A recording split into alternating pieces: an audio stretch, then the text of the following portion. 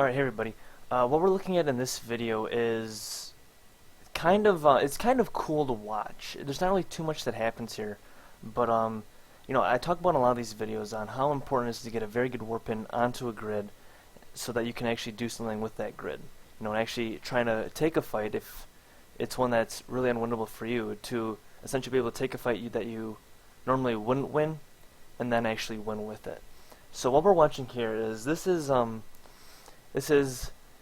the whole shebang we had just a couple of days ago from this video with the killing of Boat's Revenant with European Goonian defending it. And so we're watching this from the point of view of European Goonian. And if you don't know anything about European Goonian, basically the dude that runs European Goonian is Mr. V, and he's by far the best FC in the game, more than likely. Very good with perching. It's mainly his go-to thing, and so I wanted to look at this video not necessarily because it's European Goonian fighting the world, but more because it's Mr. V fighting the world and then winning, right? So that being said, let me just go over a little bit more details here. So European Goonian is flying Nightmares, and then there's probably about 1,400 other dudes that they're essentially going against. There's going to be some armored battleships, there's going to be some Tengus, there's going to be some Ishtars, there's going to be a lot of tackle, all that good stuff. And so what we're going to see in this video is we're going to see a really good initial warp in to separate all of that so that the damage coming in from that is going to be manageable. And it actually gets to the point where European Goonian kills so many ships that they're able to actually repair the Revenant and keep it alive.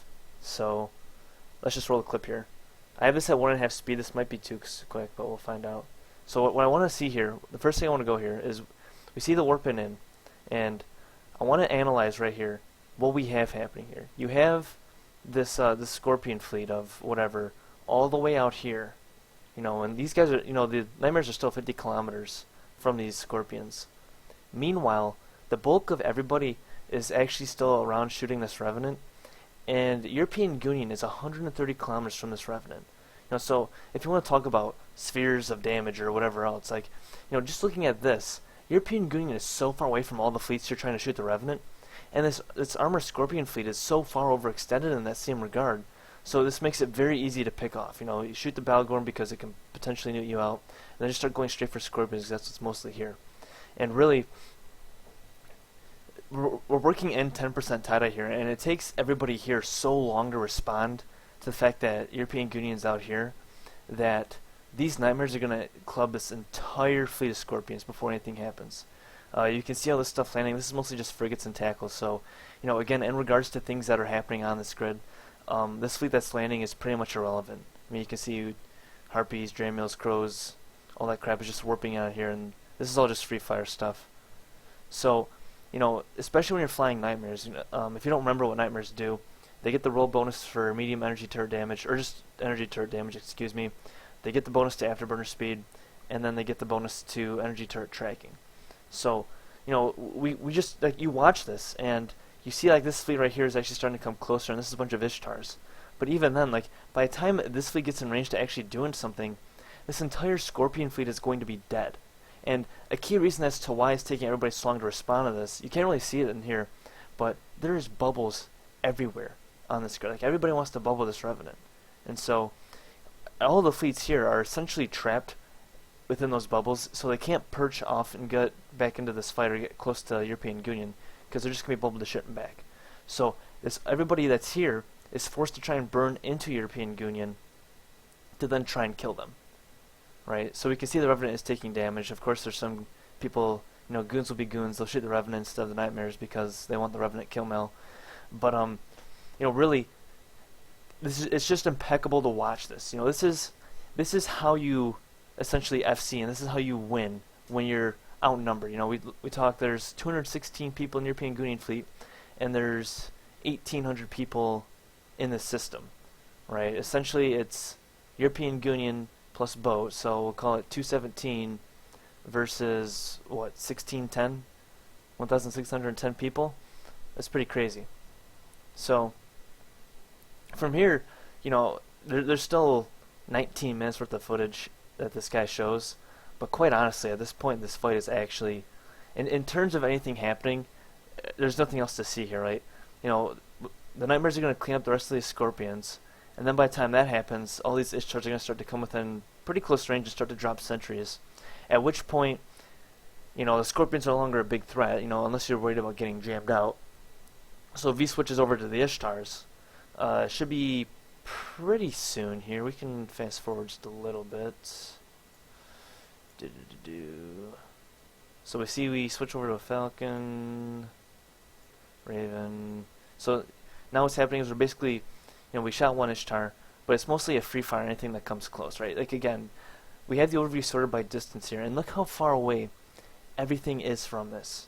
There is a total of, 5 ships right here? 5 ships within 30 kilometers, and it's all frigates, right? There's not a single, well, this guy's overview is mostly small ships, but it's like, there's barely anything on top of this fleet at 0. And that's what's really impressive here. We switched to the entire overview now, and this is showing all the ships. And again, it's like, there's only frigates, we can only go to 30 kilometers, but it's like there's only frigates within 30 kilometers, except for this one Deimos, but he's irrelevant. So, we see some fleets that were really far away, bubbles are going down and now they can start warping in.